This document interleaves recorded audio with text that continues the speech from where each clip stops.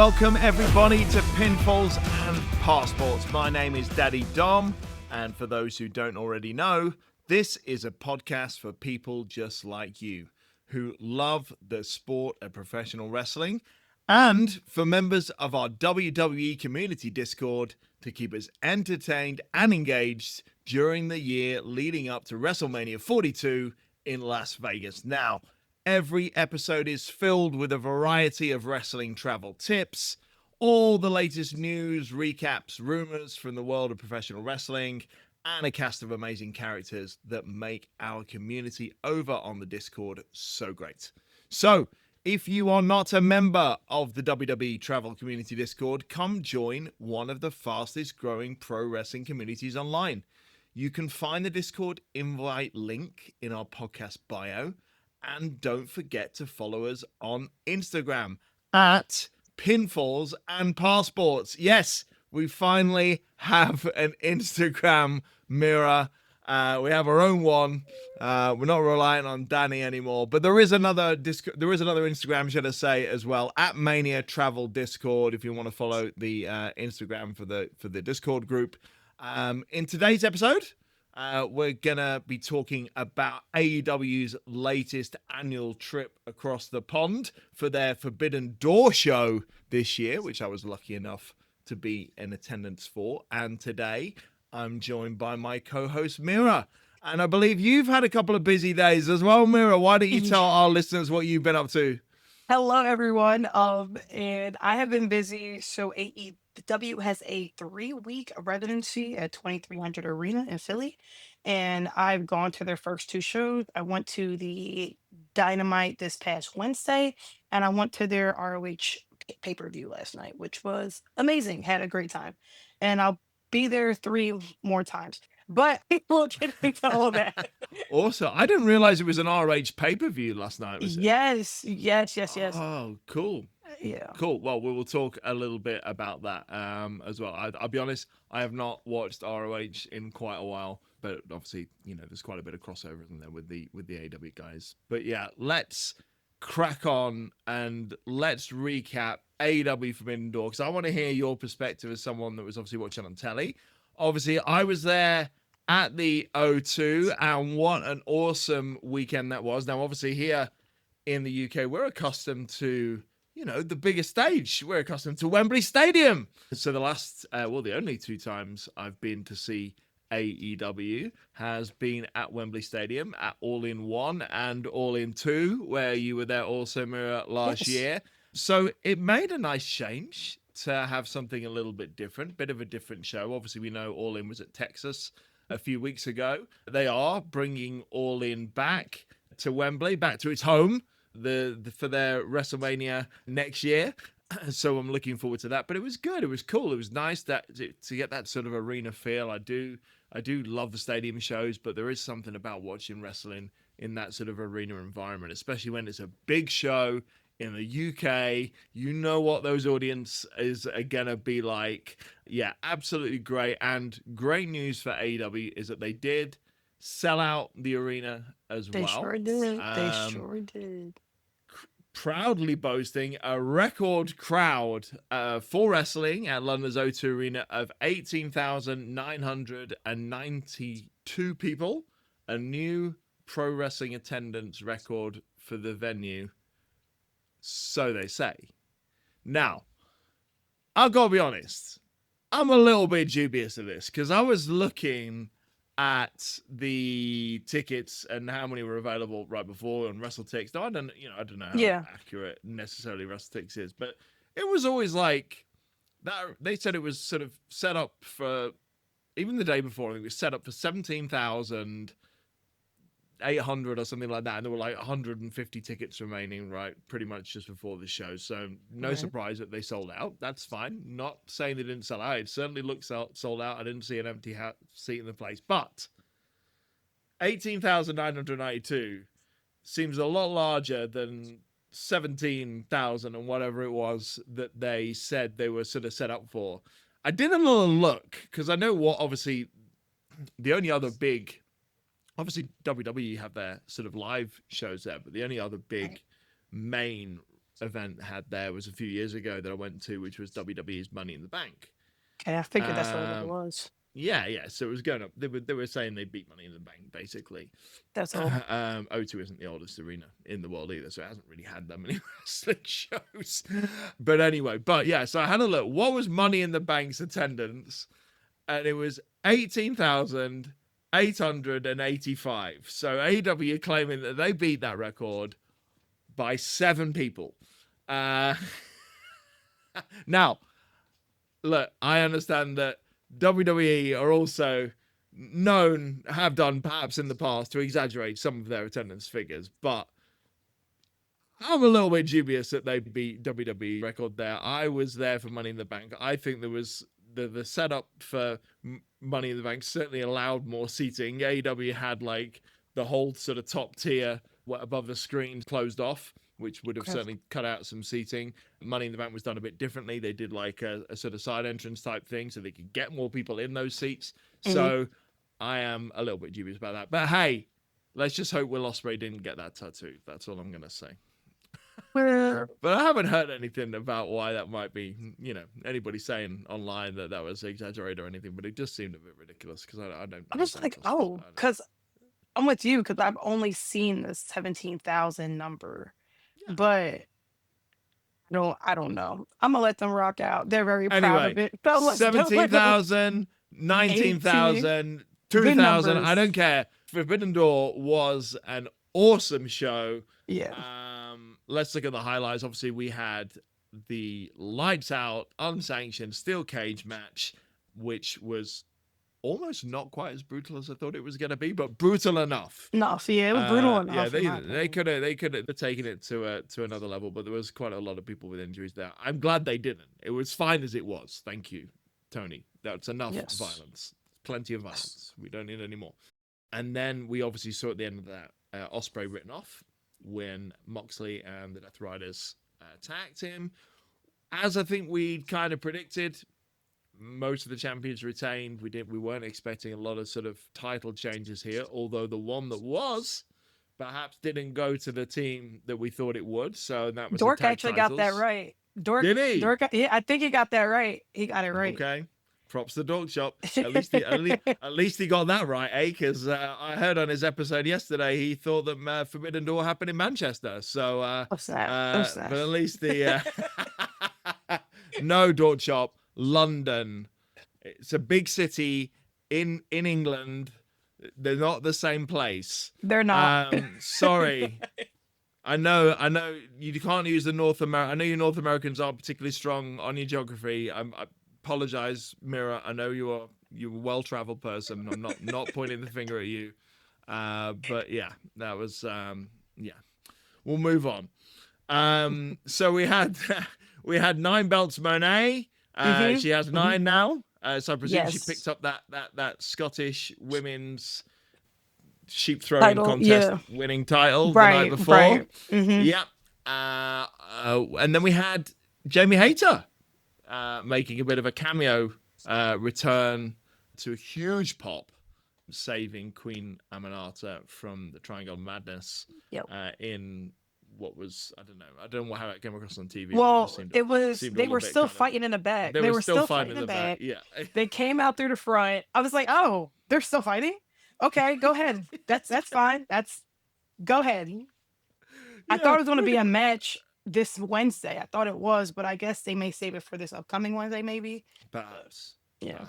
Perhaps. But yeah, lots of strong performances over the Forbidden Door weekend. Anyway, I think there was some great standout performances. I really think Queen Aminata is coming into her own at the moment. I'm really glad to see that. Triangle of Madness, man, they are really starting to find their feet. I think Julia Hart's great. I think she's got an awesome look. Sky Blue is phenomenal. She looks absolutely awesome. And just adding Thekla into that group now, they are looking very, very interesting. Let's start with the 0 Hour show. We'll go over that kind of briefly because there was 4 matches on the 0 Hour because we don't get enough wrestling on a normal AEW show. So there was 4. We started off with a multi-man tag, which had obviously Roddy Strong, Kyle O'Reilly, El Desperado, Paragon, Umera against Hechicero, Josh Alexander, and CRU. So that was fun. A good one to sort of warm up the crowd. The thing I love about the UK shows is they're all sitting down. Doesn't matter like whether it's a UFC event. When you watch a UFC event in the US, like nobody comes in until the main card, maybe until 3 matches before the end. Damn, no, they're sat down. We're getting our goddamn money's worth. We're gonna watch every single match, start to finish. Absolutely, even if it is a sort of 7-8 hour show. So,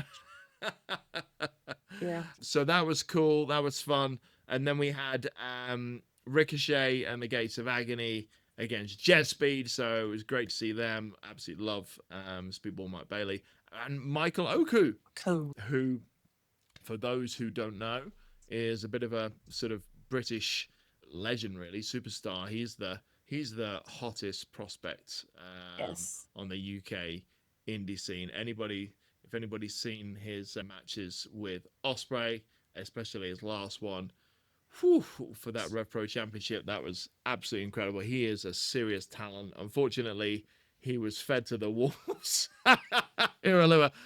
Oh my God. I thought they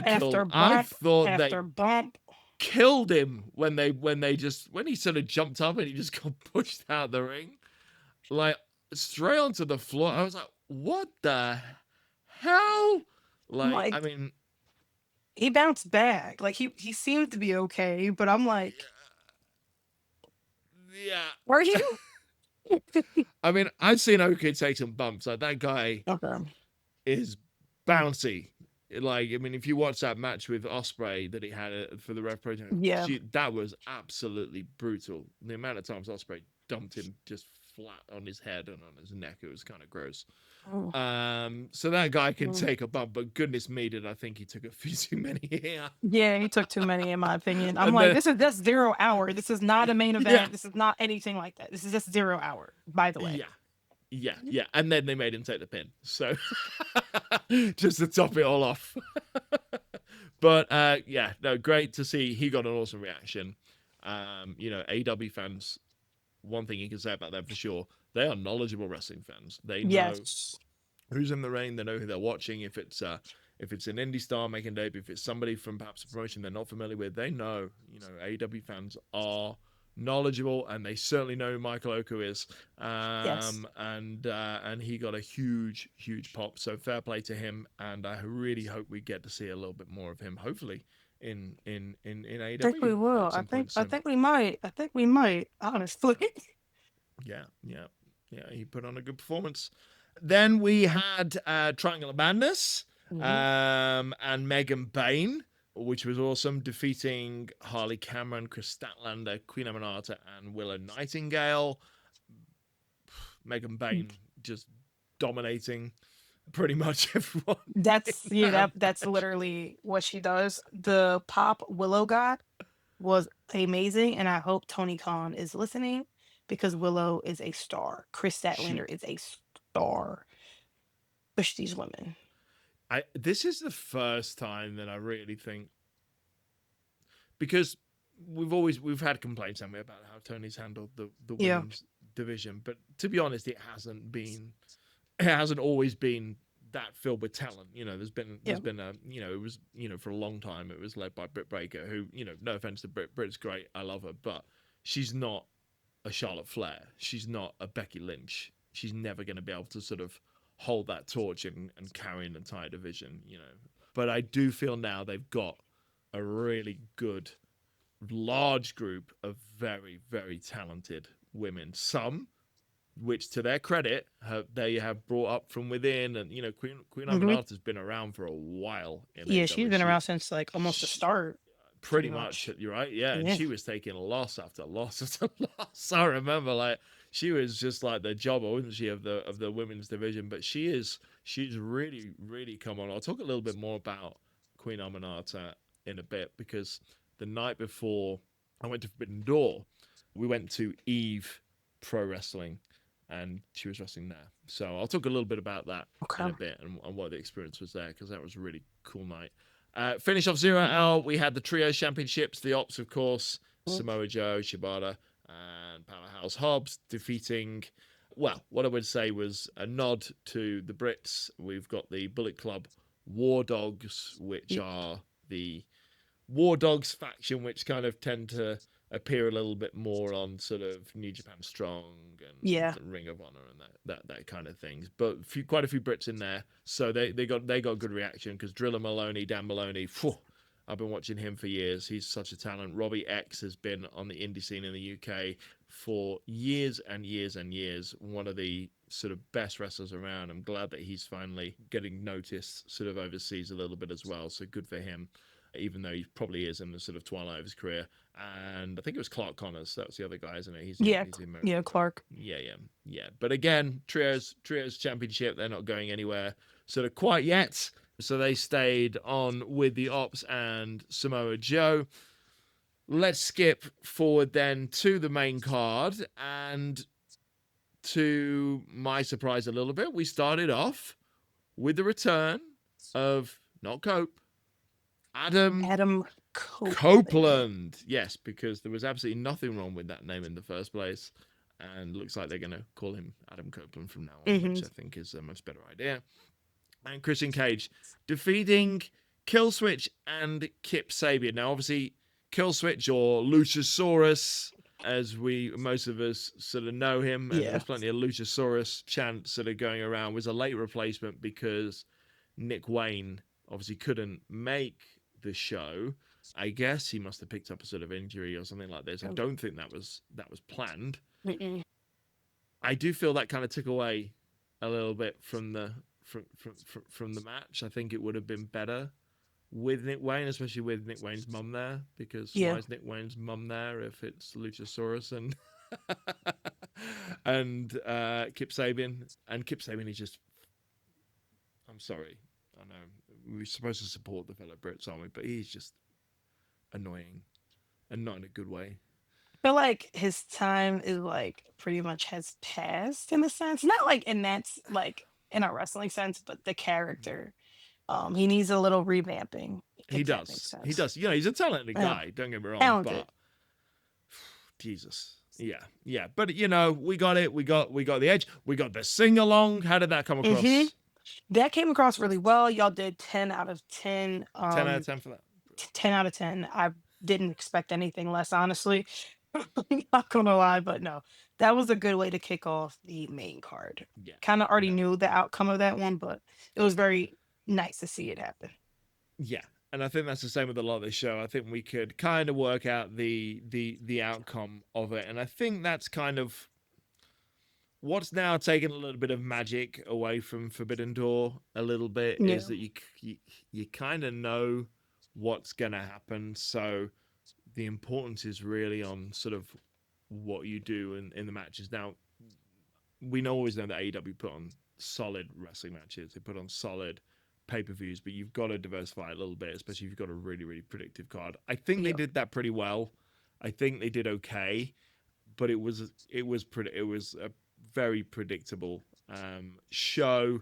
And of course, the reunited, first time in 10 years, I think they said, Adam Copeland and Christian Cage got the win over Killswitch and Kip Sabian. We had a little bit of a, because they've done this on the fly, haven't they? This kind of reunion. I think they rushed it, a bit of a rush job. I think there was more. I think I mentioned last week there was more storytelling to be done. Yeah. To sort of build this up a bit. Maybe they do it in the match. I'm not so sure they did do so much in the match, but we got a little bit of a hug at the end. Right. I think honestly they tried to rush that storyline because of All Out that's upcoming, I felt like. And I'm like, we're missing some pieces, but it's like, all right, we wanted it, we got it. Let's see how they like ride through like the rest of the story. So yeah. I mean, I don't see how long it's gonna last. I don't think it's gonna be a long-term thing. I think they're going to play it out. They're probably going to have a little run of the titles. They're going to have a couple of good feuds, and then they're probably going to break it off, and we'll probably get one more match between them, or maybe we won't even get that. Maybe they'll just go their separate ways. Who knows? And that's dependent on how Adam is health-wise as well, because I guess I understand his contract is coming up soon. Hmm. So whether he decides to renew with AEW, I guess he will. I kind of got a feeling that he probably will. I think he's enjoying himself. I think he'll probably end in AEW. His wrestling career, certainly, Yeah, he'll end certainly. wrestling there. Yeah, I think we'll see him back on WWE TV, I'm sure, because he'll want that Legends contract and individual Hall of Fame induction. Next match, Carl Fletcher, TNT Championship. Now this was a banger, right? I This think this match on TV, I can only imagine how y'all was there. This match to me stole like the show, in my opinion. Kyle, like I said before, Kyle is just he's at this point where he's got it. He needs to just hold on to what he has and just keep perfecting it. Like 100%. kid's a beast. He's a beast.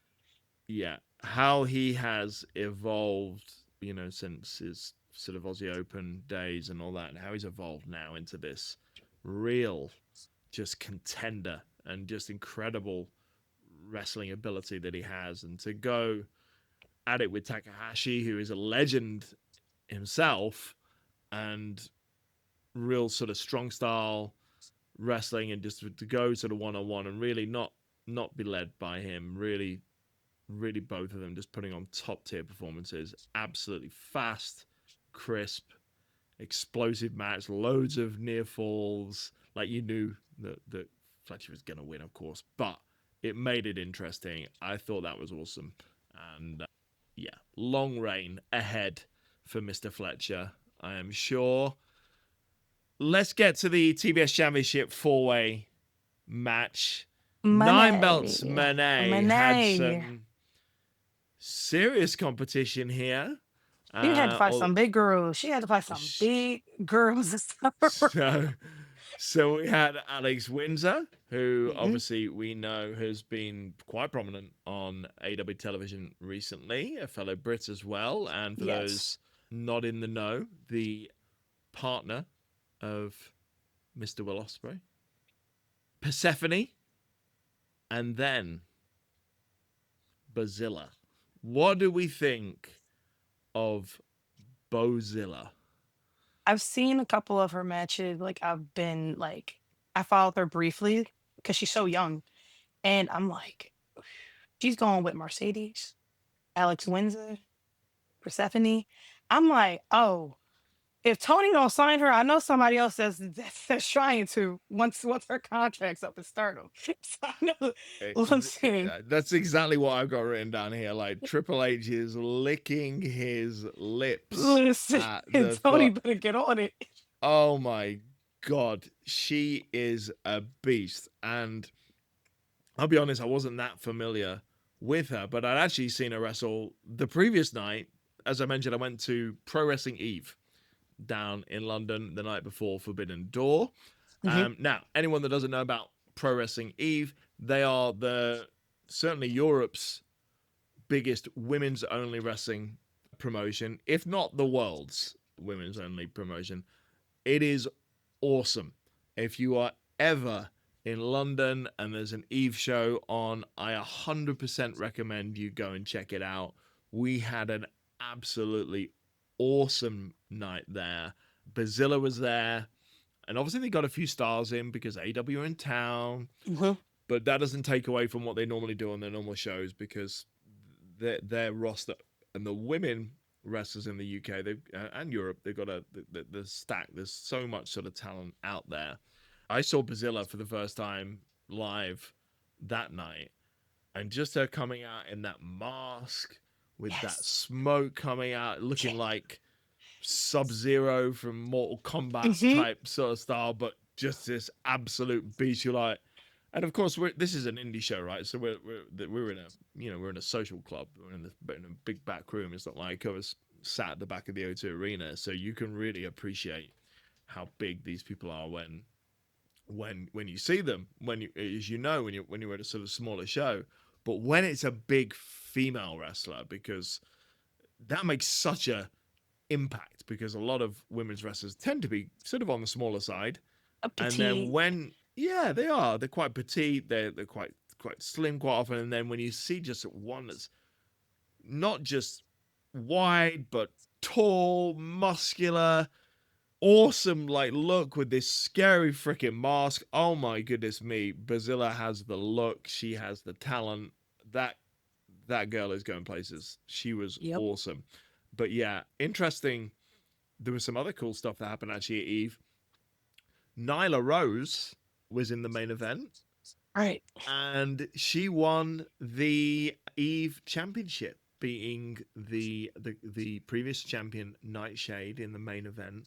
That was really awesome. I wouldn't say the match was one of the greatest matches I've ever seen, but it was two very large units fighting each other. It was quite slow. It was a good match, don't get me wrong, but you know Right. the kind of match I'm talking about. But yeah, I wasn't expecting Nyla to pick up that title. I kind of thought, oh, she's coming through town, she'll find the champion, and then she'll just leave, and then she won. And goodness me, the reaction that she got was fantastic. The crowd are going I'm mad. glad. I'm glad. Then all the wrestlers came out, the production crew came out, and then they urged everybody to go to front of the room. In fact, I'm going to put this video of this podcast on YouTube after this, and I'll put the video I've got of everybody sort of around the ring and tapping on the ring because everybody's going. She's getting serenaded in the ring, and it I was love awesome. that. It was really really cool moment. So really happy for Nyla Rose. She looked really really delighted to have picked up that title because I've not heard much of her Yeah, for no. quite a while. Really, hadn't really heard what. I mean, I'm not saying she hasn't been doing anything. I just haven't heard of what she has been doing. But it was a bit of a surprise to see her there.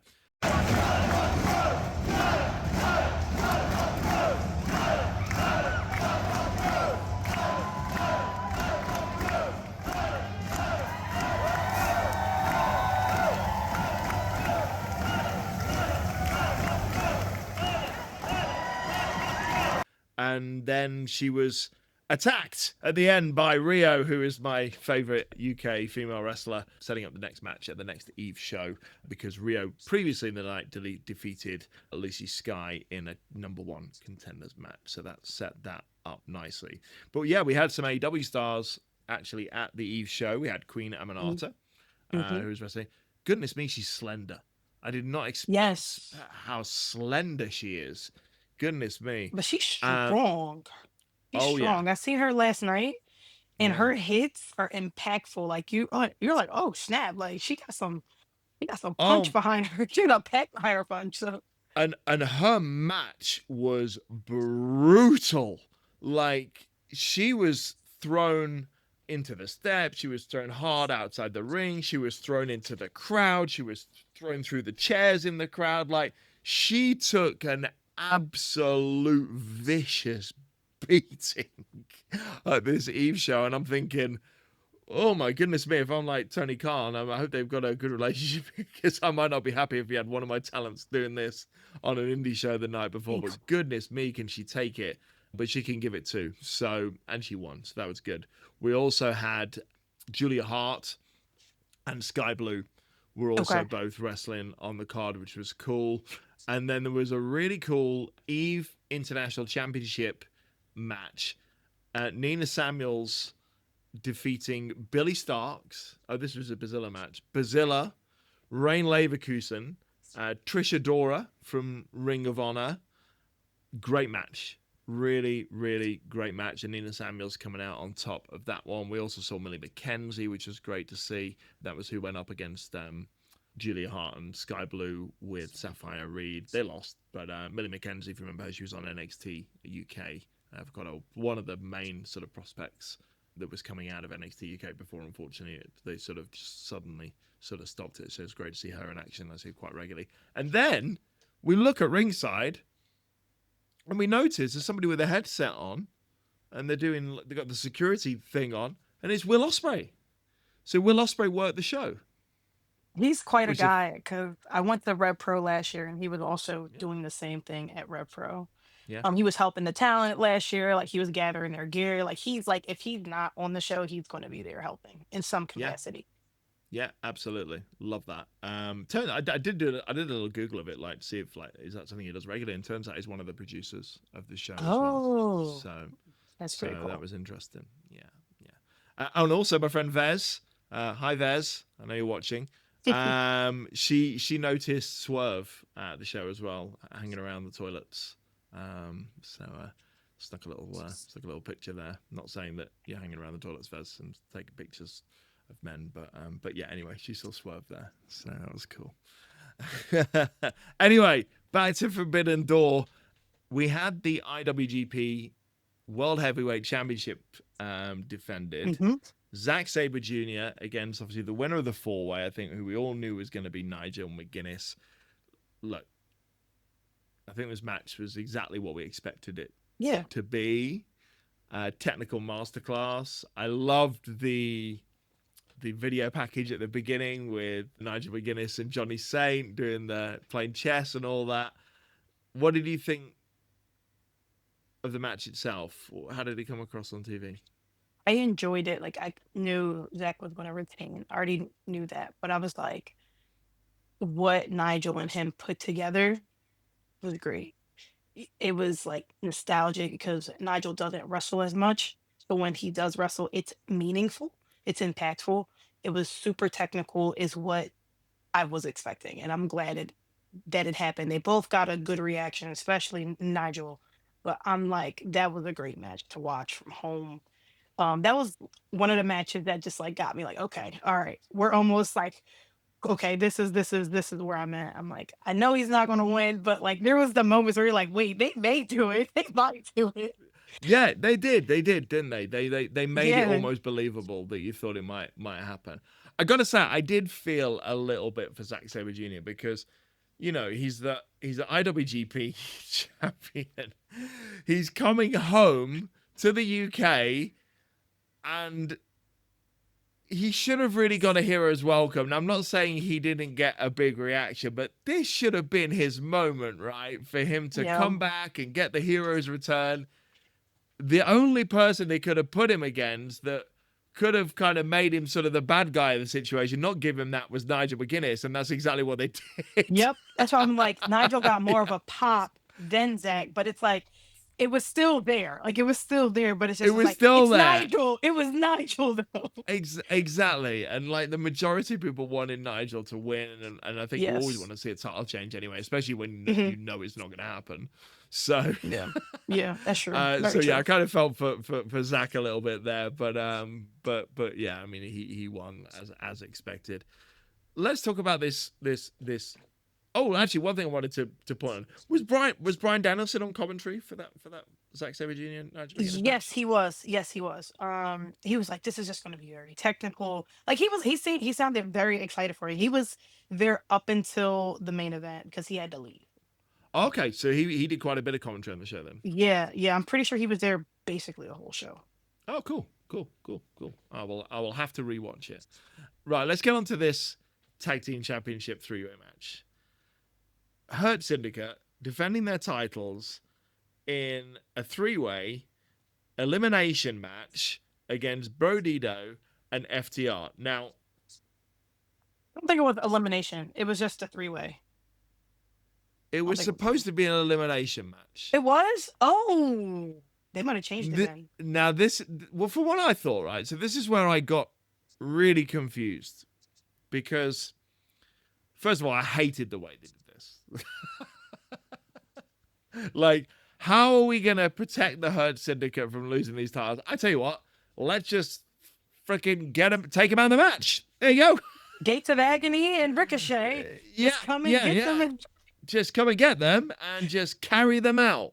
Yeah. Okay. But then the match went on just the two teams. Right. And then, of course, Brodido get the win.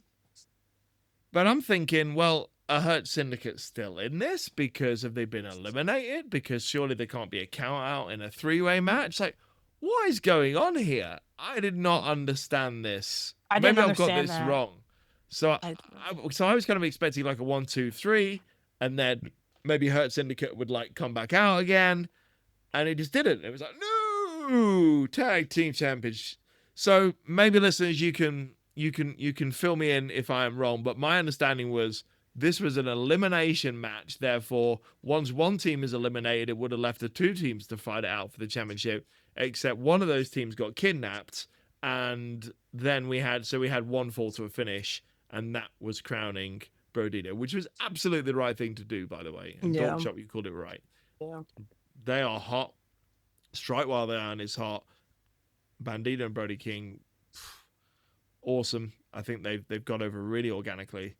Tag teams sort of out of nowhere, really, and have really, really got over. And yeah, AEW, they're doing the right thing here. I don't think they'll have those titles for long, but sticking those titles on them, getting them on the big show, and Brody King, what a future I think that was a good move. That was a good call for them. I think it could have been FTR, obviously, with the match that we have set up for All Out, but we'll talk about that later. But I feel like Brodito is a good pair that had the titles on. Going from the Hurt Syndicate, which is a heel tag team, to a babyface was what is needed right now. Let them hold it for a little bit and then drop it to whoever.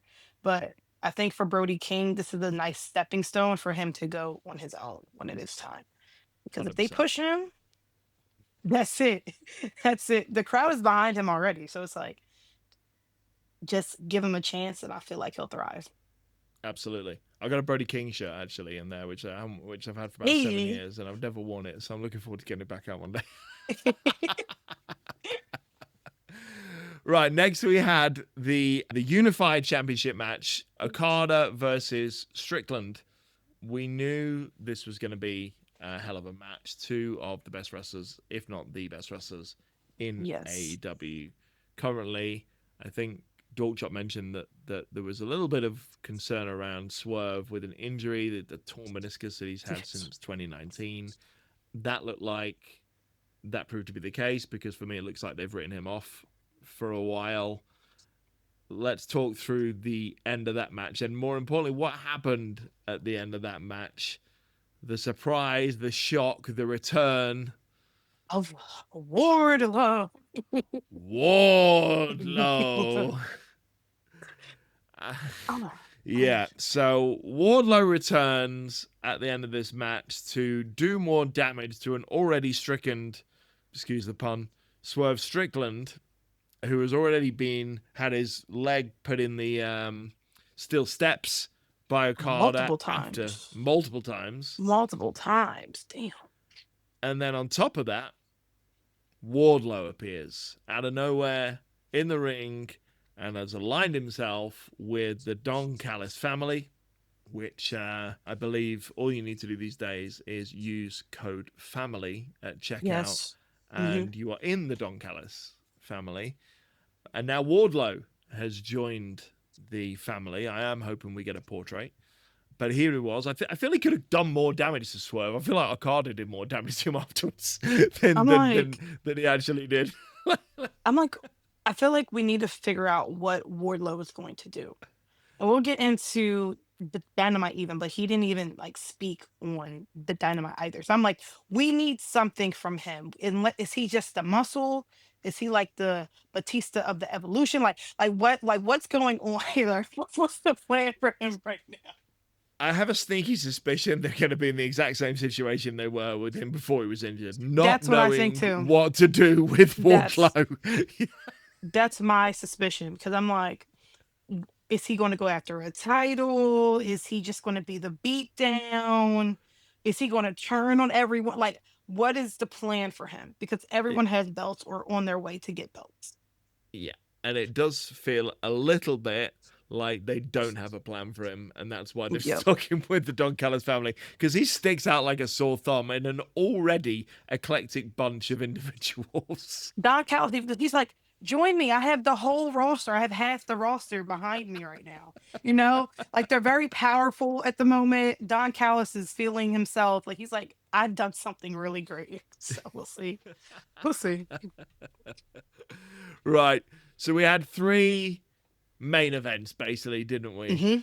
It was quite funny. Zane was sitting next to me. It was just before in fact, it was just towards the end of the Strickland match. He goes, how many matches are after this? I was like, 3. And he goes, so it'd kind of be done in about 9:30 then. I'm like, dude, No, This is an AEW show. The last 3 matches are all in, took 2 hours and 40 minutes. they sure did. Yeah, They and sure did. you ain't leaving here before the very last minute, before Mm-mm. they're Mm-mm. literally the curfew of the venue. You are not going to be getting out. You are definitely not going to be leaving here at 9:30, brother. Mm-mm. So we had Timeless Tony Storm defending the Women's World Championship against the winner of the Gauntlet and the Ring of Honor Women's Ever Champion champ, Athena. forever champ. Forever chat. How many days is it Hmm. now, Mara? We are at, because she just won last night. She just returned last night. What is it? I want to say it's 9 Athena rain days. We gotta be, yeah, we gotta be really close at 1,000, We're right? really close to 1,000 days That is at rain. insane. Okay. Yeah, no, it's over 1,000. Has to be over 1,000. We're over 1,000. There you go. We Hmm. are in Roman Reigns territory here with Athena. So was I the only one shocked that Athena did not take this title from Tony Storm? Because I was convinced that this was the belt that was changing hands at Forbidden Door. What are your thoughts? I thought this was going to be the belt that changed hands. This is like, I was like, Tony's probably going to retain, right? I'm like, Tony's going to retain. But then I'm like, I'm seeing the match and knowing Athena's wrestling style, I'm like, you know, might take this. And it was a couple moments, more than a couple, where I was so enthralled in this match. And I'm like, she's going to take this belt from Tony. But it's not going to hurt Tony. Like it's like taking the belt off Tony doesn't hurt her.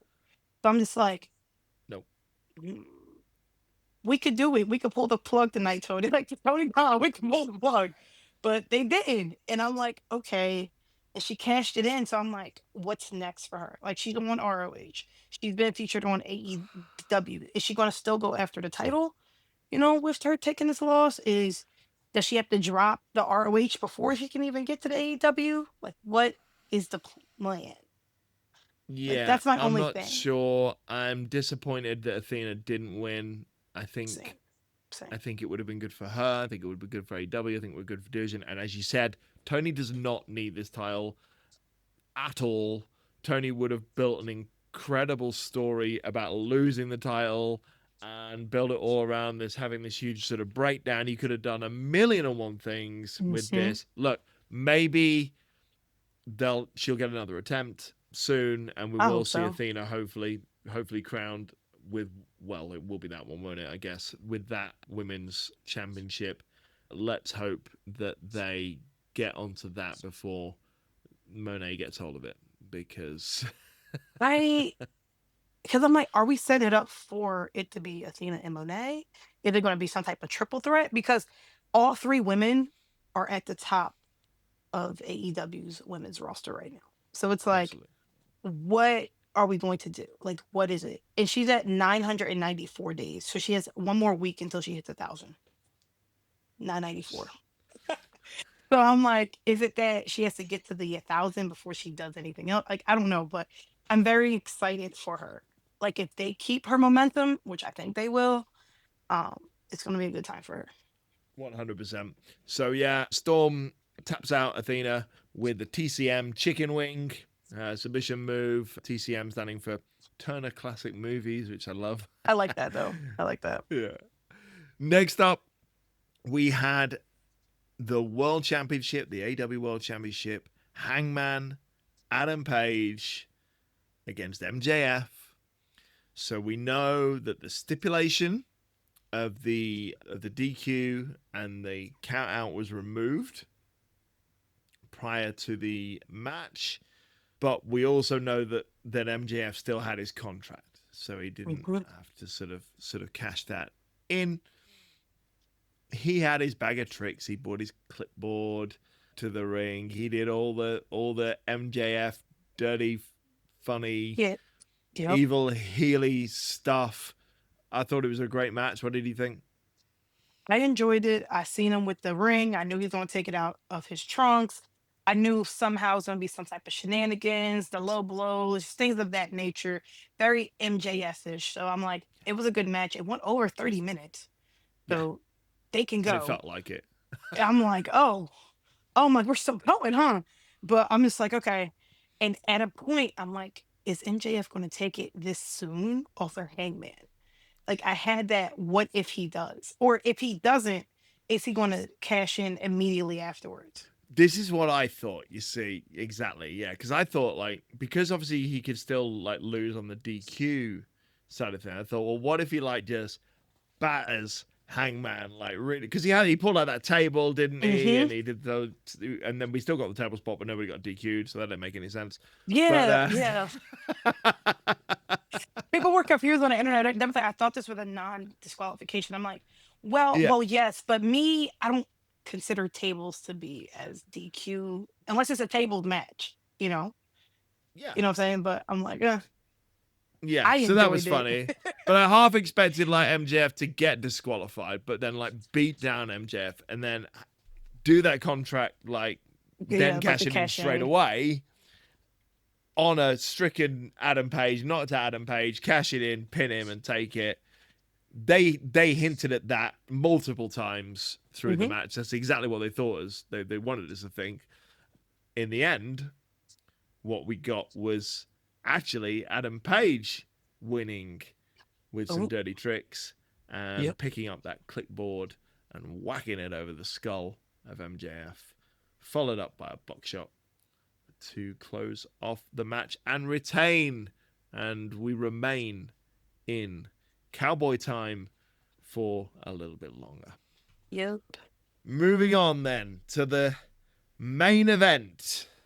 The lights out. Ladies and gentlemen, the lights will go out temporarily, but when they come back on, AEW will not be held responsible for any Possible. action that happened.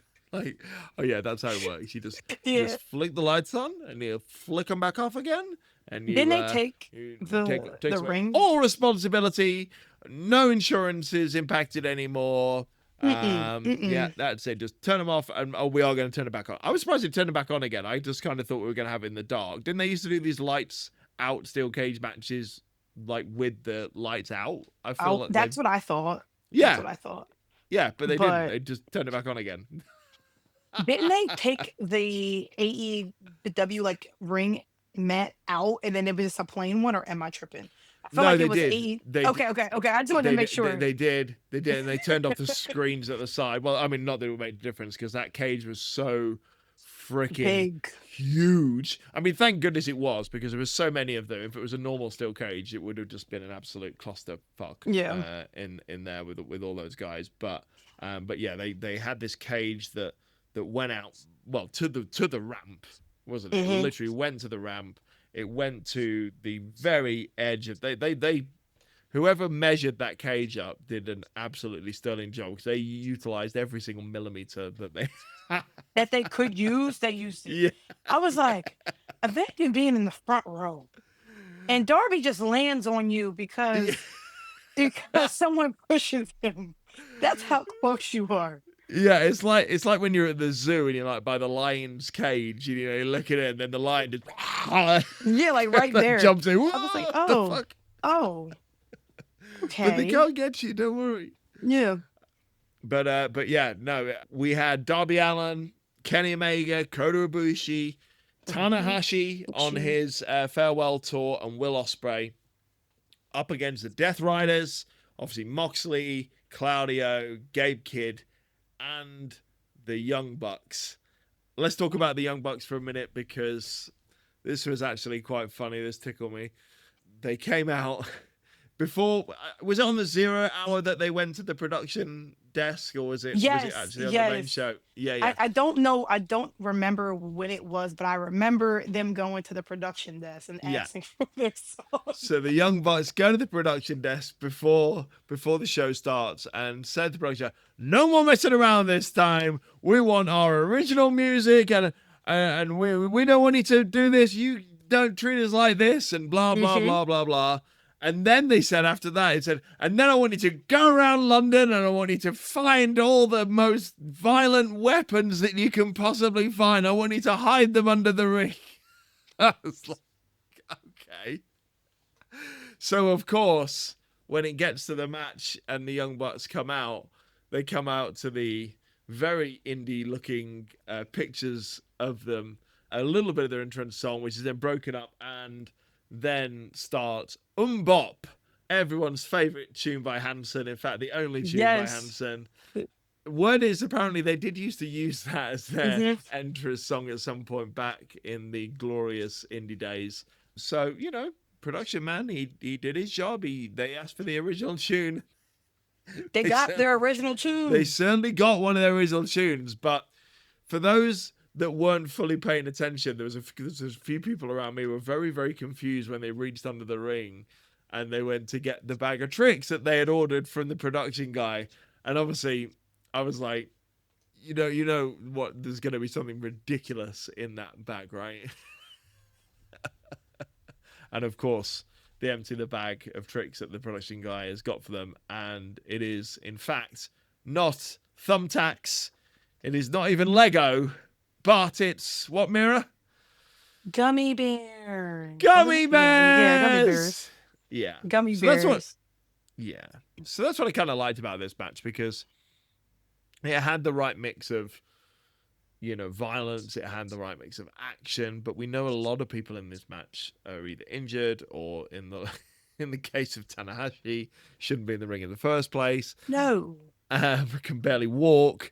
So I'm glad that they added a bit of comedy into it, a little bit like they do with the Stadium Stampede matches and things like that.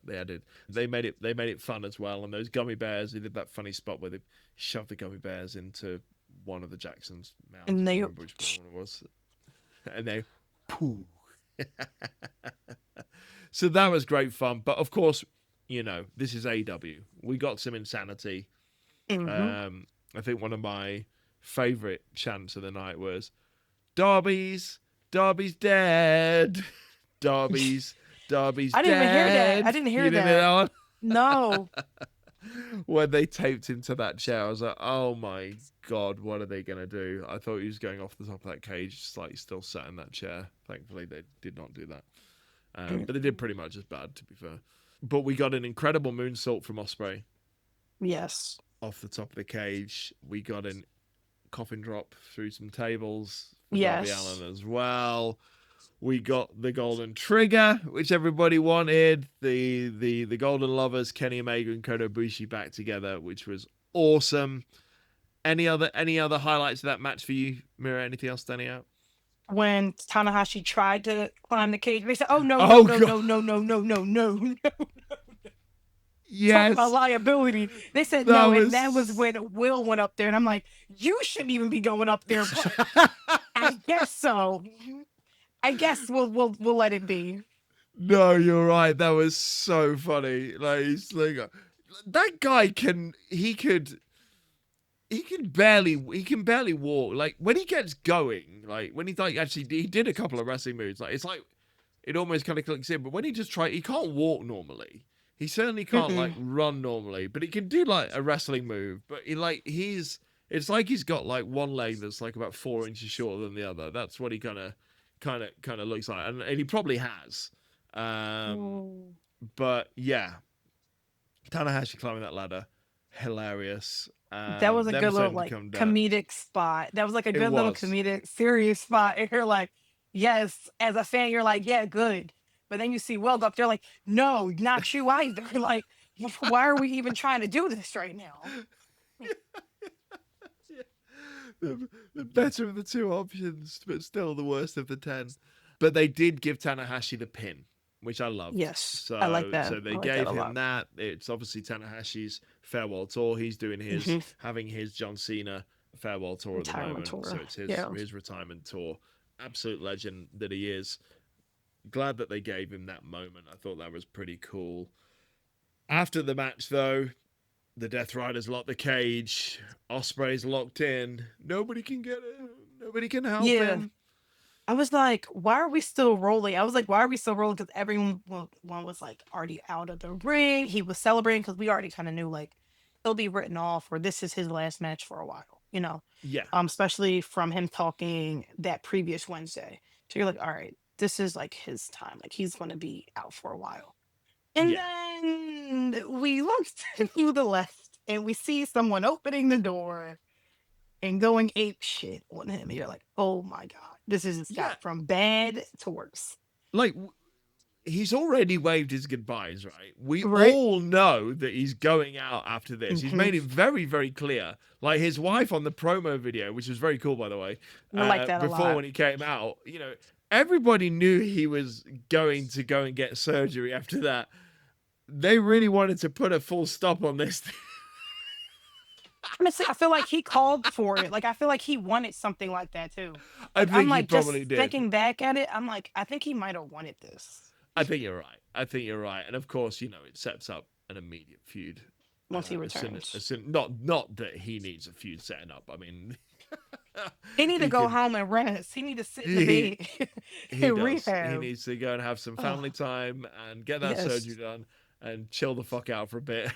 Get down Yes. to get down to Eve. Keep producing those shows and stay outside of the ring. But yeah, well, get well soon, pal. He is going to be a big, big miss. I feel for Hmm. AEW, Him and but Swerve. Him and him and Swerve. him and Swerve, yeah, yeah, massive, massive misses. But look, this is the opportunity. This is the time for somebody else to sort of step into those shoes. Let's hope they have someone planned to do so, or let's hope someone I have a organically does few. that. I And have a let's few not. people in my head. I have a few Yeah, people in mind for that. go on then. Tell me. Who do you think? You got Kyle. Well, you You got could Carl. push. Yeah. You have Brody King. Hmm.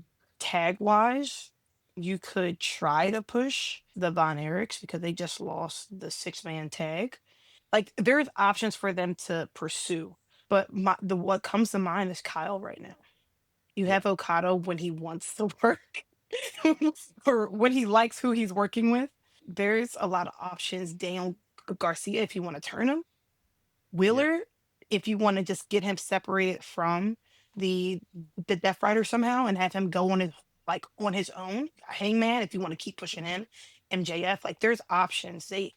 It's just how do you keep building on the momentum and keep the audience from not feeling that loss. You still got Kenny, he can still go. Not as much like he's on a part timer type of schedule, but like if you're putting him in big matches, okay, that'll keep the people's interest. So they have options there. It's just more so don't burn out your entire roster because you don't want that to happen like that. No. No. And yeah, I do think they are going to rely on Kenny. I think this is Kenny's Hmm. sort of time to step up and take a bit of that spotlight that he's kind of shied away from for various reasons Yeah, in else recent years. anyway. But there's a big gap there now, and that moves us nicely on to Dynamite, which obviously you were Yes, there. I Um, was there. talk us through it. How was it? How 2300? We all know ECW Arena. We've seen Yes, NXT run shows there in the last couple of years. 2300. I Drew. love it there. Yeah. I was there when we were over in Philly at WrestleMania. I did the tour of the arena with Blue Meanie, which was absolutely awesome. And we saw the WrestleCon Super Show there as well. What an awesome place. What did it feel like having an AEW Dynamite show there? So I really didn't know what to expect when I purchased tickets, how they had it set up on the map. It's just like, okay, like you know where the ring is going to be, you know where the typical cheers are at. You're like, all right, it's just going to be the typical show. But then hearing the numbers they're trying to fill it, you're like, how the hell is Tony going to do this? Well, once I got in there and I seen on the south side of the arena that they did like a risers to go Yeah. up to fit more people in, I said, I know exactly what he's trying to do. So he packed it out. The atmosphere was there. You had your ECW people that had been coming there for years that came there for their first AEW show, maybe people that follow it. I've seen a lot of like people that I've honestly see at every event at 2300 there. So that was good, but the first Dynamite for them in that building, off the bottom, was amazing. You start off with Copeland, well, FTR coming out, and they're like, "You messed it up, Paul. reverse the call, and you're like, he not reversing that call. That's not how that works. And then you hear Adam's I was about to call him Edge, Adam's music. So you're like, holy shit, you're getting Adam Colin in 2300 Arena. I did not expect that at all. So that was great. And then you just see Christian come under and basically kill Stokely. And then it's just Cope, Christian, FTR just fighting. And that was just a good way to start Yeah, that show. I yeah, felt like it just uh, kept the audience like captivated from that point on. yeah. They FTR came out to some serious noise as well. Yes, They got the Philly flavor thrown at the them Philly for sure. welcome. Absolutely, one We hundred were like, percent. no hoes, you are bald. No hoes, you are bald. Like legit, that's what we kept saying. We said BALDIE, baldy, bald. Like that's what we were doing. We were just very, very rowdy. Now, maybe they're just good actors, but they did make it look like they took it, especially Cash, looked Yeah, like he took it a little bit personally. Like especially with yeah. that one guy that kind of got in his face at the beginning. The I'm like, FedEx dude, guy, the yeah. FedEx guy. Actually, there's stories about the FedEx guy because he was actually arguing with other people in the arena. You know? Oh, really? Yeah, but I know he was. I'm hoping he was joking with Cash, but when I seen him on TV, I'm like, you were just arguing with a fan, another fan, like in 15 minutes before the show started. So Shit. that was actually Okay. interesting to see there. But Yeah, yeah. Philly And people know how to act up. oh yeah, no, they do, they do. And I did think like I thought I hope they're just acting well here. So if they expected they weren't expecting this coming into 2300, then Yeah, but that I thought it was. was really funny when they thought that the microphone wasn't working, and the microphone was working absolutely fine. It was just that the crowd was booing so loud that they just couldn't hear themselves talking. So then he demands the microphone to be replaced, and they give him Same thing another happens. perfectly working fine microphone. Mhm. I'm like, are And they then going to he's end like, up turning up the sound? "Turn my fucking microphone!" I'm like, It is wow, one. is it really been that long since you got a reaction that you forgot what it sounds like to have a Yeah. crowd make some noise when you're talking FTR? Come on, guys, Jesus, there's nothing wrong with those microphones. I was like, oh no, I'm like, we're loud. If he can't hear himself talk, we are loud. Yeah, I was very happy with that. Like that was yeah. actually really good. Um, but from all that, we got the Adam Copeland and Christian Cage challenging FTR at All Out, which a lot of people was expecting. We were expecting it with titles, but this feud honestly doesn't need titles, honestly. Agreed. So I'm very excited to be watching that in the next few weeks. I want to see how they progress to keep it moving forward, but I have a feeling they may just do a lot of promos and maybe a little bit of fighting, but I think they want to keep them separate until All Out. I feel like there could be a stimulation to their tag match, but we'll see for sure. But next we had our opening match. Well, honestly, you could probably say Copeland and Cage and FTR was the opening match, but our opening match was John Moxley versus Daniel Garcia. And the crowd was very much behind Daniel Garcia. We really wanted him to beat Moxley, not gonna lie. And he had some times where it could have happened, but it's just like I guess his story right now is he has to take L after L after L and ultimately figure out what's next for Daniel Garcia because John Moxley did beat him. But I sniff there's a change coming for Daniel. And I think he needs that change in I order hope to so. progress. Yeah, Hmm. and he needs something, doesn't he? Yes. Because he's not quite. He's got everything. He's a star in the making. Don't get me wrong, but he just needs to get that character clicking. Um, Not doing it as a babyface. Let's be honest. Yes. So he's gonna have to change something up, but he needs to do it on his own, and he needs Hmm. to not be affiliated with a group like he has been in the past when he's been a heel. He needs No to. daddy magic, none of that stuff. He needs on his own. Absolutely, Um, 100%, Whether he takes 100%. time off and do the Kyle Fletcher way and just come back like a beast because Yep. he's very charismatic. People are gonna like him as a babyface or a heel, but he needs something right now that's gonna pop and get him to the next point in his career. It's like he's a lost puppy right now. Like, you know what I'm Yeah, saying? Like he has it, but he's like that lost puppy, and I'm like, I hate that for him because he's really really talented. yeah. Um, And you're right. but You can see it, and you can see it in his eyes. He does look like a mhm, lost puppy sometimes, doesn't yeah, yeah, like he really looks like a lost puppy, and I hate to say that, but I'm like, is it that he's acting so well that this is it, or this is his reality, and he's like, how can I get out of this? And I think it's almost there. It's almost there. he? I don't know if it's going to be any time like before All Out or after All Out, but I hope so. And then Hook. After that, Hook comes The and return he of Hook. shocks. Yeah, he shocks everyone with the return. He got new music. Still the same Hook. He needs a brush to his hair, but you know, Yeah. Still looks he 12 years old. he still looks like 12, 18-year old. But no, like he's another star in my opinion that they can rely like they can all honestly rely on if they're used properly. He's more of a petite guy. So I know a lot of, promotions like the big guys, but Darby Allen, Hook, Daniel Garcia, like those guys can be Orange used. Cassidy. Yeah. Orange Cassidy. He was actually in the building last night, Was he? at the ROH show. Yes. But he came out at the end. I'm like, oh, so you were just in the back. You didn't want to come out, say hello to us. Oh, we see how it is. But no, but no, like you can build a men's division behind them. So like I feel like if Hook is used right in this return, it'll be good. Um, and then after that, you had the MJF promo promising to basically destroy Hangman. And when he does cash in his contract, he's going to basically murder Hangman Page. That's literally So, what he's just, promising. yeah. So, just before that, we had the announcement that Tony Khan has now changed Mhm. added a stipulation to the contract that he now has to give Yes. 7 days notice.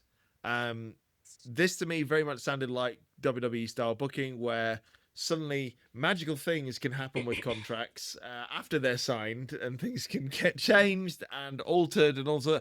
I'm fairly sure that in that contract, because it's literally marketed as a contract that I guess has already been signed, that it says it can be cashed in at any time. So I'm not sure what the reasoning is behind this 7 day rule or why, but we have it now a 7 day rule. So Right. MJF He will said have it to. at the Forbidden Door scrum. He was like, yeah, he didn't like how MJF basically tried to like finagle the rules and he got his contract out of it. So that's why he was like, I don't want to be like other companies where you can do a cash in when you want, essentially. I'm like, okay, I hear him trying to take that dig, but he's like, I want it to be a week notice because he's like, I want it to be able to be promoted. I want it, to be able to have it, talked about prior to the match happening. I'm like, okay, I see your point. But then I'm like, some people like the surprise, like cash in, Yeah, if you I want to mean, it's say. not like the WWE formula of their Money in the Bank contract is exactly being like a failure, has it? I mean, it's a Yeah. proven concept that they started off like once and has now become Yeah. something that they have built into like their 6 months, at least 6 months worth of storytelling between the two of the women's and the men's divisions for Exactly. many years now. So I get they want to do something a little bit different. If they want to do something different, then why did you do it in the first place? It wasn't a Adding it, briefcase. well, It wasn't yeah, a yeah, briefcase. yeah. Yeah, so if you want to do it different, then well, you already have done it different. But this 7 day rule thing, I don't really get it. But I'm I sure don't either. we will see we will see why eventually. Yeah. And then there was a Mark Briscoe promo basically saying he's going to get MJF. So I think that's the feud for MJF at the moment, just him and Briscoe. So I'm like, okay, I see it. It'll probably be an all-out match or a couple matches at Collision or the Dynamite, something like that. But I'm pretty sure we're going to see this match on pay-per-view. Good, And then good. following that, you had Chris More pay-per-views Statlander. for Mark Briscoe. That's I'm Yes, fully yes. fully. I want that man to earn enough pay-per-view money to get those teeth sorted. And once he's done that, he can go back to Ring of Honor. I don't think he want to get the team sorted. I was on a flight with him going to London. I was on a flight coming back home. And I'm just thinking, I'm like, man, you could get some veneers in, sir, but I don't think he cares. I don't think he cares. He's a country boy through and through. He got his family. He don't give a fuck about that. He just trying to make his money, be on his farm. Like I feel like Which that's is where he's fine, at with but it. like I like to eat hamburgers as well, you know, and I find that might be hard. I think it is hard. I think it is Yeah. hard for him, but I don't think he cares.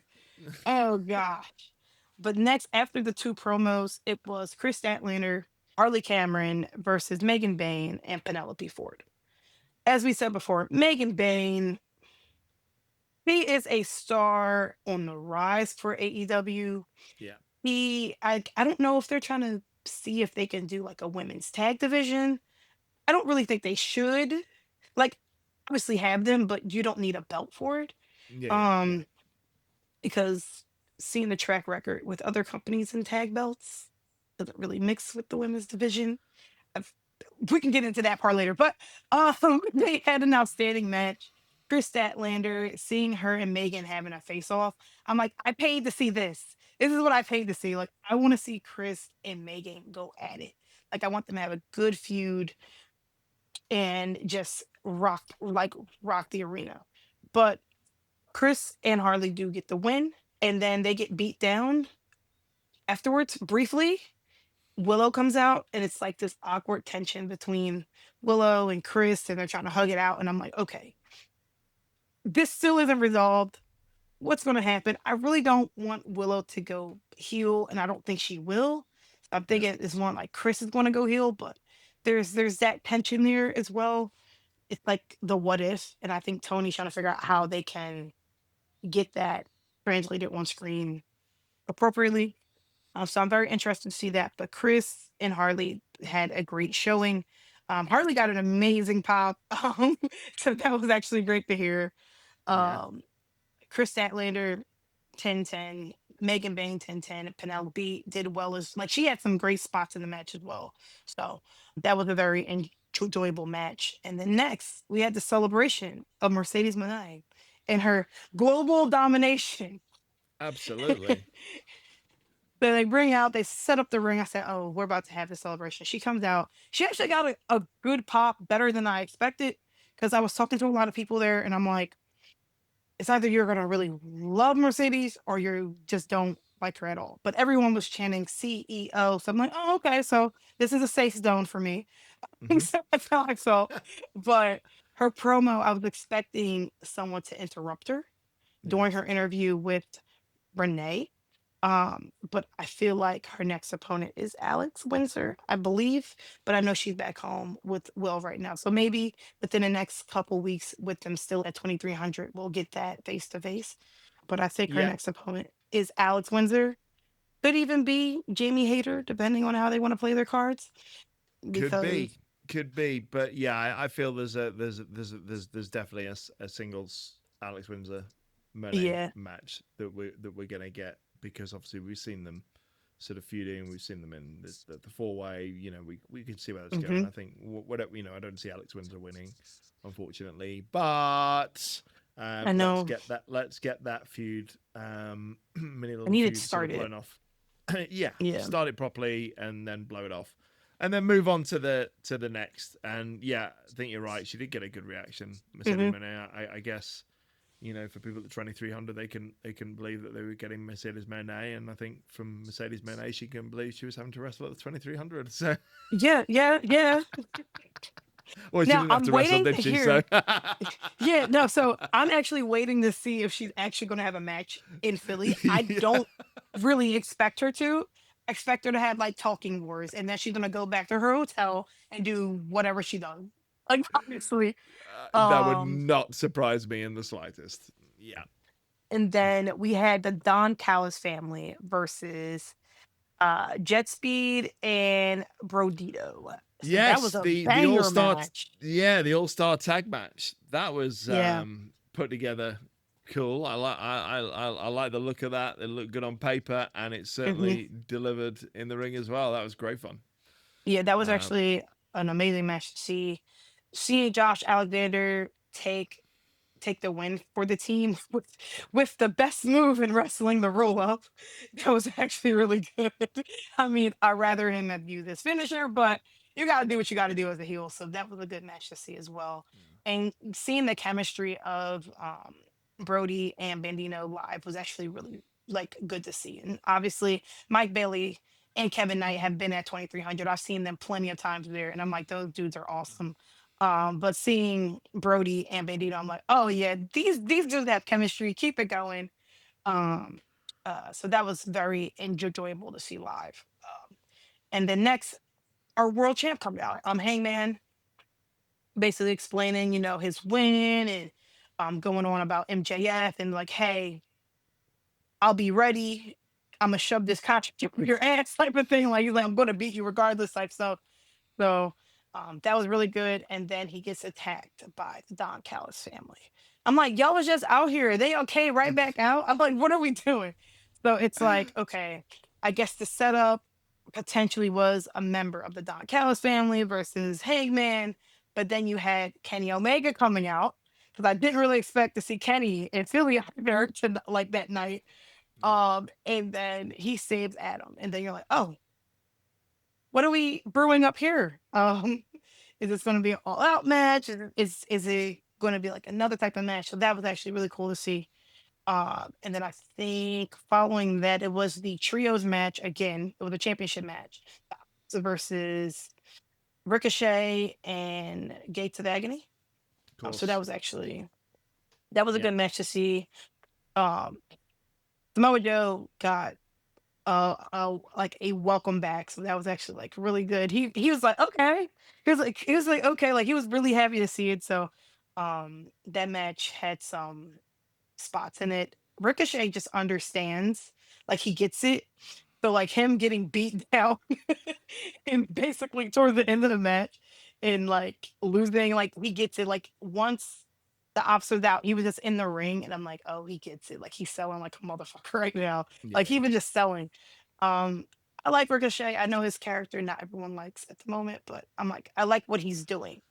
Um, I think he's doing a good job. yeah. I think he's took a lot of slack, especially and a lot of it was unwarranted. Hmm. When he went from WWE to AEW, he said, "No, this guy's got no character. You can't put him into stories and things like that." And he was a bit rough around the edges, but he has improved in, immensely, Yes. and created a character for himself. I don't know what it's doing, but he's got something at least. Yes. He's got something to start with, and that's his character himself. He's found himself at least, Yeah. and at the moment, obviously, he's hanging around with these Gates of Agony guys, but I'm sure that's just a bit of a stopgap before he goes back into a bit more of a sort of singles run. I was a bit surprised he didn't put the trios on these guys, to be honest, because they've Yeah. been sort of coming out They've and been said beating down everybody recently, haven't they? And getting involved with all sorts of things and the Hurt Syndicate stuff. And so hmm I was a bit surprised we didn't get the trios titles moved over here, but still not the time to take him off Joe apparently. So Yeah. And then in MVP, he comes through my section and hits Ricochet because there was a moment where I really thought they were going to defeat the ops, honestly. But once MVP hits him in the middle of the back and all of the members of the ops do their finishers, that was it. It was lights out.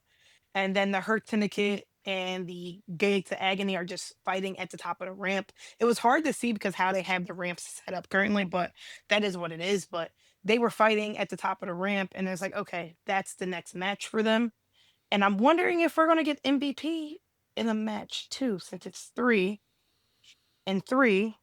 I mean, I would be happy with seeing him in action, just a little bit. I know he doesn't as maybe that much. explains why it wasn't why he wasn't in London, because he Yeah, wasn't a Forbidden Door, was he? He didn't come out with that I syndicate. don't think Everyone was he a bit, did come out. and that Mm-mm. no, and that kind of set off the rumor mill a little bit about what has something gone on there. But Yeah, obviously we've got it back on TV, so if yeah. there was an issue, I mean, it looks like it's been sorted. So good for him.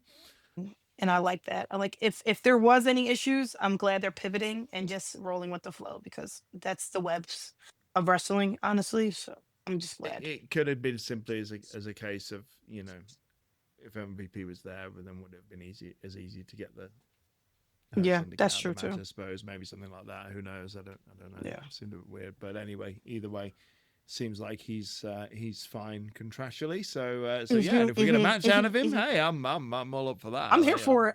I'm here for it. Yeah. Give me that. Give me that. And then we have our main event, which was Darby Allin versus Claudio Castagnoli. And it was Brutal. Claudio's entrance. He's starting from like basically outside. And then you look to your left, and Darby flies off one of the tractor things there. And you're like, didn't you fly enough on Sunday? You couldn't just do a regular entrance, huh? No, he couldn't do that. So they're fighting through the back. Darby goes through a TV. They bring him into like, then they come into the arena. They're still fighting like they just despise everything about each other. Darby climbs on the top of I'll say like one of the pillars. And then Yeah. he does a drop off. And I'm like, oh, your back's not messed up yet. Like he's still getting up. Like he's getting up fast. It's like spot after spot after spot. Claudio actually throws Darby into my section, like where the announcer table was at. So that impact, like he flew, like he just flopped off the table. And we're just like, you're dead. Like, are you okay? Like he's just like he's out of it. Claudio, he's a beast too. I want him to break away from the Death Riders so bad. But like he's a beast. He's a beast. We need to. And the Death Riders needs to be just stopped. Yeah, Just put like an they end need to to be it. Just give up now. stopped. But even when they lose, they still don't there's no like issues. So I don't know, but Darby wins doing his finisher. I want to say two times the drop to Claudio, and I'm like, okay, cool. That was actually really cool to see. That dude needs at least 3 weeks off. He does not need to be on TV no time soon. He's done enough for He, them the last what he, he, three he will events. he will not be taking any time off. I wouldn't imagine. He's He's not. just had He's some not. time away. What was he saying the other day? I've just seen dead bodies in Everest and blah blah blah. Like Hmm. I don't know whether Yeah, that's no, true or like not, he's but yeah, he's freaking insane. And of he's insane, course, dude. this is all leading up to what we know is going to be a very climatic finish. We finally get Darby Allin against John Moxley. This is what it's all been building to. This has been Hmm. long-term storytelling from AEW that's been going on for a long time. When are we going to get this payoff, do you think, Mara? I want to say I don't think it'll be sometime this year because I think it's gonna be Darby fighting each member.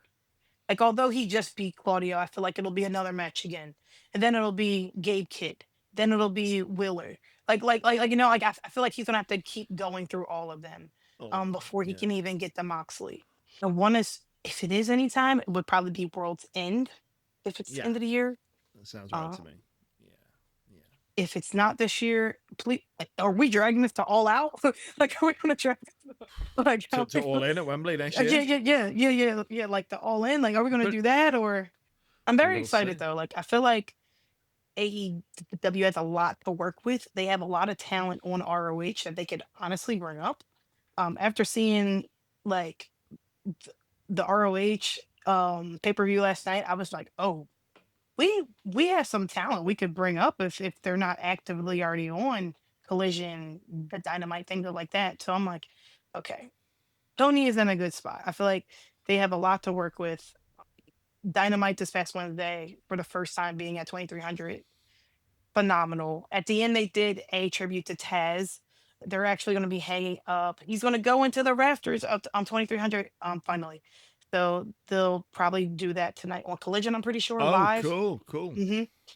I was actually spotted in the video because this wasn't live. They didn't do this live for Taz after the Dynamite, but they have filmed basically Tony coming out, a lot of the roster coming out. His wife came out and basically was like, "Hey, like you did so much for wrestling. This arena means so much to you. Your name's going in the rafters." And he did not even like expect it to happen. He didn't know anything about it. He's to me, he seems like a very shy guy. He was like, I didn't really know what to expect. Like he's just like, thank you. And so I think that happens tonight. I don't know if that'll be live, but I'm hoping it is. I won't be there tonight, but I know it's gonna be so good. I feel like he's glad that he's home. Yeah, And he's able to be in a place that he loves for this to happen. So, and seeing like his son come back, I feel like that also made him like very yeah. happy as well. So, Very but cool. no, that was Very actually cool. a great way to end the first AEW the Dynamite show. I'm hoping the next few weeks are also the same way. But no, that was a great show to kick off 2300. And also, they said that each merch for the week will be different. So this is the like the current shirt, and then they have like a hoodie as Nice. well. But they said each week will have different merch. So that's actually pretty cool.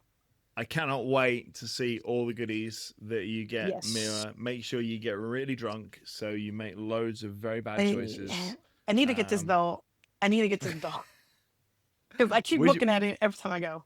which belt are you looking at? Which one is it? Um, I want the TBS and I want the AEW Men's Championship, the version two, How much but is they're it so there? expensive. How much So is it? the TBS belt is 600. Yeah. The AEW Men's Championship is 850. You see, it was £850 as well of Forbidden Door, so it's Yeah. cheaper in the US. You get eight fifty Okay. dollars, and we have to pay pounds. So it's if it makes you feel any better, they wanted to charge us £850, which is Okay. what about It's not like $1,000? dollars. Yeah, I More want to than say that. like More than that. yeah, probably like 1100. Yeah, so So you're paying yeah, like £650 for that. So it's a bargain. I'm like I may have to jump on it because I'm like I haven't seen it any cheaper. I have not seen any cheaper, and the only cheaper belt is like the version one. So Yeah. I'm like I could always get the version one and just call it a day and just It keep it. it looks incredible. It looks like it's a Yes. serious belt, isn't it? Like it Hmm. looks beautiful. But yeah, £850. That's $850. That's like Mania Golden title money, isn't it? At the end of the day. Yes, that's yeah. Because I think the Mania title belts, like the exclusive ones, are like basically $1,000 or 900, I 850 or think. something. It's like Yeah, 800 or something like that. But yeah. no, I think $900. but no, So AEW has a lot going for them right now. I'm very excited to see what happens the next few weeks, building to All Out. 100%. And speaking of AEW, we did get some news while we we're at Forbidden Door, especially if you are listening from the UK. Very exciting. AEW is coming to the UK in December to film live Dynamite and live Collision. So if you are in Cardiff on December 13th, they are filming Collision. And if you are in Manchester, which is where I am, on the 17th of December, we will be going to Dynamite. So, for anybody that doesn't know already, the Cardiff show is at their main arena, which I think is called Utilita off the top of my head. I can't remember. Anyway, whatever the big arena is in Cardiff it's that one. Manchester, we have a couple of big arenas. It's going to be at the Co-op.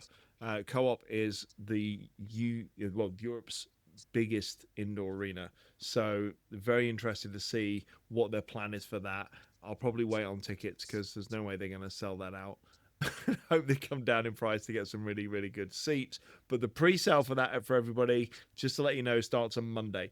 1st of September, Monday, pre-sale starts for your tickets for Collision in Cardiff and Dynamite in Manchester.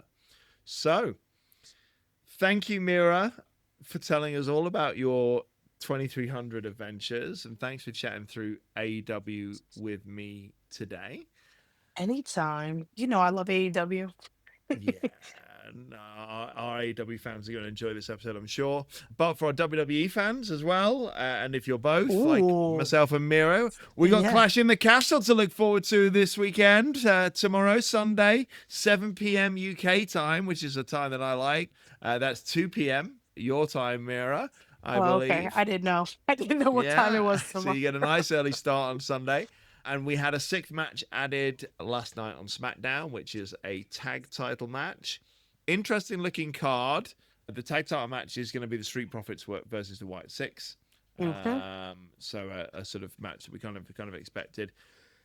I don't know whether this card is going to be a sleepy sort of classic or it's a kind of glorified Raw. Nothing is really sticking out to me that screams PLE or high level PLE. Maybe we'll be surprised, guys. If you got any opinions on this, hop over to our Instagram at Pinfalls and Passports. We posted the card on there. Give us a comment. Let us know what you think. Also, please don't forget to subscribe or follow us on Spotify or Apple Podcasts or wherever you get your podcasts. You can also find us on YouTube, where we'll be uploading this video very shortly. And as I said, don't forget to follow us on Instagram for all the latest news from the world of wrestling and all your further podcast information at Pinfalls and Passports. I've been Daddy Dom. Mirah, thank you so much for joining me today for this AEW special. I hope you enjoy your shows next week as well. And we will speak to you all soon. Take care. Goodbye. Bye.